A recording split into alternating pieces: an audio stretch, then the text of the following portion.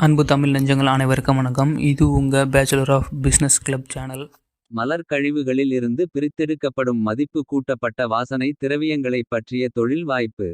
இந்தியாவில் பொதுவாக பூக்கள் மத ஸ்தலங்களில் வழக்கமாக பயன்படுத்தப்படுகின்றன.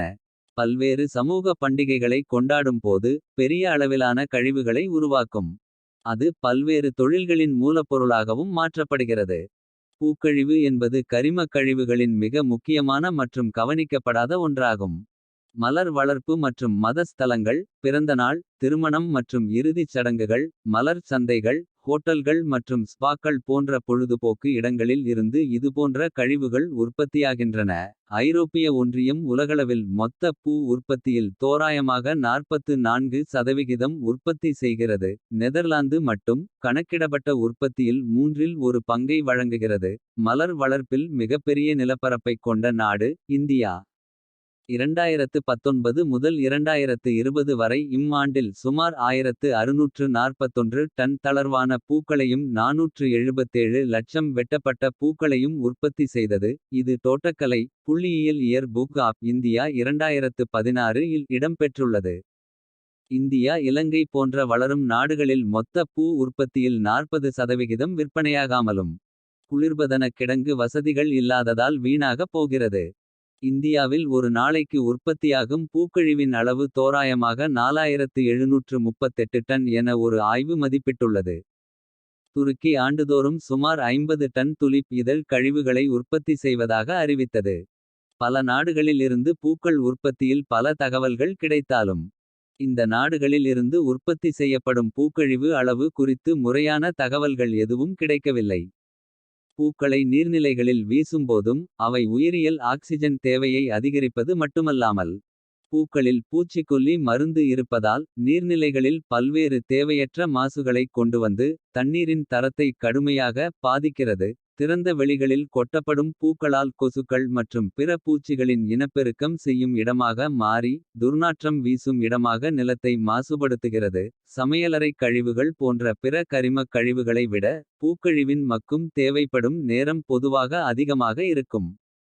பண்டிகைகள், ஹோட்டல்கள் மற்றும் பரிசுப் பொருட்களில் இருந்து கிடைக்கும் பூக்கழிவு. பயன்படுத்தப்பட்ட 24 மணி நேரத்திற்குள் வாடிப்போன பிறகு. நகராட்சி திடக்கழிவுகளுடன் கலக்கப்பட்டு அப்புறப்படுத்தப்படுகிறது. மலர் சந்தைகளில் இருந்து சேதமடைந்த மற்றும் விற்கப்படாத பூக்களைக் கொண்டு பல முன்னணி நிறுவனங்கள் பல வகையான வாசனை திரவியங்களை தயாரித்து ஆண்டுதோறும் பல நூறு கோடிகளை அள்ளி வருகின்றன. நாமும் அதைப் போல் வருமானம் ஈட்ட முடியும். நமது தமிழ்நாட்டில் மட்டும் சுமார் 49,000 கோயில்கள் உள்ளது. அதில் திருவண்ணாமலை, பழனி, மீனாட்சியம்மன் கோவில், ராமேஸ்வரம், திருச்செந்தூர் போன்ற பழைமை வாய்ந்த 9,000 கோவில்கள் உள்ளது. கோவில்களில் நடைபெறும் ஆறுகால பூஜைகள், பண்டிகைகள், திருமணம், மார்க்கெட் கழிவில் இருந்து நமக்கு தினமும் 200 கிலோ கிடைத்தால் போதும். கண்டிப்பாக 200 கிலோ கிடைக்கும். இந்த 200 கிலோ பூவில் இருந்து டிஸ்டிலேஷன் முறையில் மூன்றில் ஒன்றரை பங்கு வரை வாசனை திரவியம் கிடைக்கும். இதை சோப்பு, சென்ட் போன்ற பல்வேறு பொருள்களை தயாரிக்க முடியும். ஒரு முக்கியமான அப்டேட்டை சொல்ல மறந்துவிட்டேன். அது கிராம்பு பயன்படுத்தி இந்த எசென்சியல் ஆயில் தயாரிக்க முடியும் என்பதுதான். இதுவும் வழக்கம் போல் நீருடன் கிராம்பு சேர்த்து தயாரிக்கும் முறைதான். இரண்டாவதாக காய்ந்த பூக்களை மேலும் காயவைத்து பவுடராக்கி அதை ஊதுபத்தி, சாம்பிராணி போன்றவற்றில் கலந்து எளிமையான தயாரிப்புகளை தயாரிக்க முடியும்.